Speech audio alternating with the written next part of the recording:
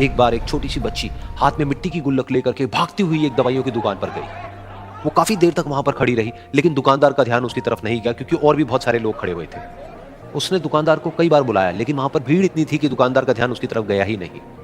और फिर उस बच्ची को थोड़ा सा गुस्सा आया तो उसने अपनी मिट्टी की गुल्लक लेकर के वहीं काउंटर पर जोर से रख दी, जिसके बाद में जो दुकानदार था और जितने भी लोग खड़े थे वो सब उस बच्ची की तरफ देखने लग गए। और फिर उस दुकानदार ने उस बच्ची से पूछा, बेटे आपको क्या चाहिए? तो वो बड़े ही भोलेपन से बोली कि मुझे एक चमत्कार चाहिए। ये सुनकर के दुकानदार को कुछ समझ नहीं आया, ना ही वहां पर जो लोग थे उनको कुछ समझ में आया, और सब उसकी तरफ देखने लग गए। फिर दुकानदार ने बोला, बेटे चमत्कार तो यहाँ पर नहीं मिलता है। तो बच्ची को लगा कि वो उससे झूठ बोल रहा है, तो बच्ची ने कहा कि मेरी गुल्लक में बहुत पैसे हैं, आप बताओ आपको कितने पैसे चाहिए, लेकिन मैं आज यहाँ से चमत्कार लेकर के ही जाऊंगी। तो वहीं काउंटर पे एक और आदमी खड़ा था, उसने उस बच्ची से पूछा कि बेटे क्यों चाहिए तुमको चमत्कार? तब उस बच्ची ने अपनी कहानी बताई कि अभी कुछ दिन पहले मेरे भाई के सर में बहुत तेज दर्द हुआ, तो मेरे पापा मम्मी उसको हॉस्पिटल ले गए। उसके बाद कई दिन तक मेरा भाई घर नहीं आया। तो मैंने कई बार अपने पापा से पूछा, लेकिन उन्होंने मुझे कुछ नहीं बताया। उन्होंने बार बार यही कहा कि वो आ जाएगा, वो कल आ जाएगा, वो कल आ जाएगा, लेकिन वो आ ही नहीं रहा था। तो मैंने देखा कि मम्मी रो रही है, और पापा मम्मी को कह रहे थे कि उसकी दवाइयों के लिए और उसके इलाज के लिए जितने पैसे चाहिए उतने मेरे पास में नहीं है, अब उसको कोई चमत्कार ही बचा सकता है। तब मुझे लगा कि अगर मेरे पापा के पास में इतने पैसे नहीं भी हैं तो क्या हुआ, मेरे पास में तो है। तो मैंने जितने भी पैसे जोड़ रखे हैं वो सारे लेकर के मैं इस दवाई की दुकान पर आई। फिर उस आदमी ने उस बच्ची से पूछा, कितने पैसे हैं तुम्हारे पास में? ये सुनते ही उस बच्ची ने अपनी गुल्लक उठाई, जमीन पर फेंकी और तोड़ दी, और पैसे गिनने लग गई।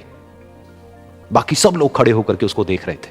थोड़ी देर बाद उसने सारे पैसे अपने हाथ में इकट्ठे किए और बोली, मेरे पास में पूरे 19 रुपए हैं। वो जो आदमी वहां पर खड़ा था वो थोड़ा सा मुस्कुराया और बोला कि अरे तुम्हारे पास में तो पूरे पैसे हैं, इतने का ही तो आता है चमत्कार। ये सुनकर के वो बच्ची बहुत खुश हो गई और बोली कि चलो मैं आपको अपने पापा से मिलवाती हूँ।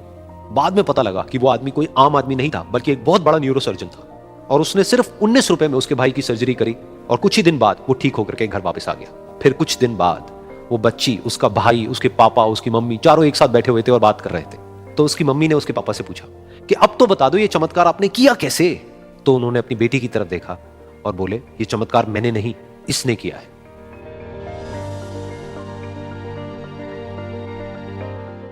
तो यहां पर एक बहुत बड़ी बात है जो हम उस छोटी सी बच्ची से सीख सकते हैं कि जिंदगी में कभी कभी ऐसा होता है कि हमको कोई रास्ता नजर नहीं आ रहा होता है और हम लोग हिम्मत हार जाते हैं। तब हमारे अंदर एक बच्चा होता है जो कोशिश करने से कभी भी पीछे नहीं हटता है। वो हार मानने को तैयार नहीं होता है क्योंकि उसको ना शब्द समझ नहीं आता है। वो बच्चा जिसके लिए कुछ भी नामुमकिन नहीं है, क्योंकि वो हर हाल में कोशिश करता ही रहता है।